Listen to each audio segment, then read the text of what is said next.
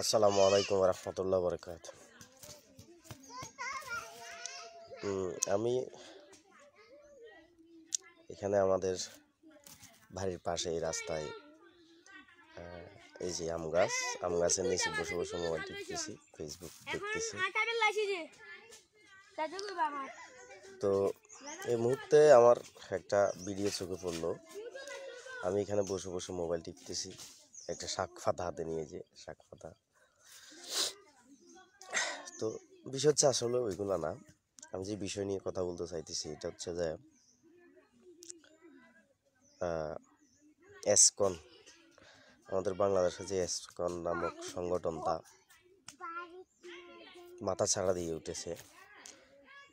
তো আমি একটু আগে একটা ভিডিও দেখলাম, একজন হুজুর মানুষ আর কি, আলেম মানুষ, উনি বলতেছেন সবাইকে আওয়াজ তুলতে হবে, এসকন হাটাও, দেশ বাঁচাও। দেখেন, আমাদের এটা বাংলাদেশ, আমরা 95% মুসলমান কান্ট্রি, আমাদের এটা 95% মুসলমান আমরা। তো সেখানে এসকন কত পার্সেন্ট আছে, হিন্দু কত পার্সেন্ট আছে? হিন্দু তো এসকনের একটা সংগঠন, ইসকন হিন্দুদের একটা সংগঠন, এটা জানি। বিষয়টা হচ্ছে যে এসকন হাটাও, দেশ বাঁচাও, এটা না বলে এসকনটা থাকে কোথায়? নিশ্চয় আপনারা আমার মাঝে, আপনাদের আমাদের পাশে, মহল্লার পাশে, মহল্লায়, শহরে, গ্রামে, সব জায়গায় তো আছে।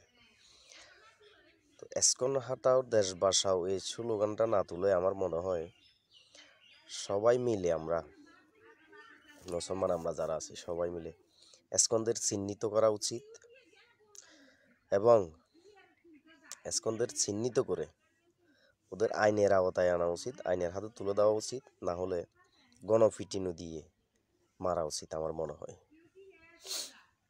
কারণ হচ্ছে ওরা দেশের মধ্যে যেভাবে মাথা ছাড়া দিয়ে উঠেছে, বিভিন্ন সময় বিভিন্ন মানুষের উপর আক্রমণ করতেছে। এই যে একজন আলেমের উপর আক্রমণ করলো, কিডন্যাপ করলো, অপহরণ করলো। কিছুদিন আগে আমাদের চট্টগ্রাম একজন অ্যাডভোকেট সাহেবকে হত্যা করলো। সো এগুলা বন্ধ করতে হলে এসকন হাটাও, দেশ বাঁচাও এই স্লোগানটা না তুলে ওদেরকে চিহ্নিত করে আইনের হাতে তুলে দেওয়া উচিত, না হলে গণপিটুনি দিয়ে মেরে ফেলা আমার মনে হয় উচিত। আপনারা সবাই কি বলেন, দয়া করে জানাবেন।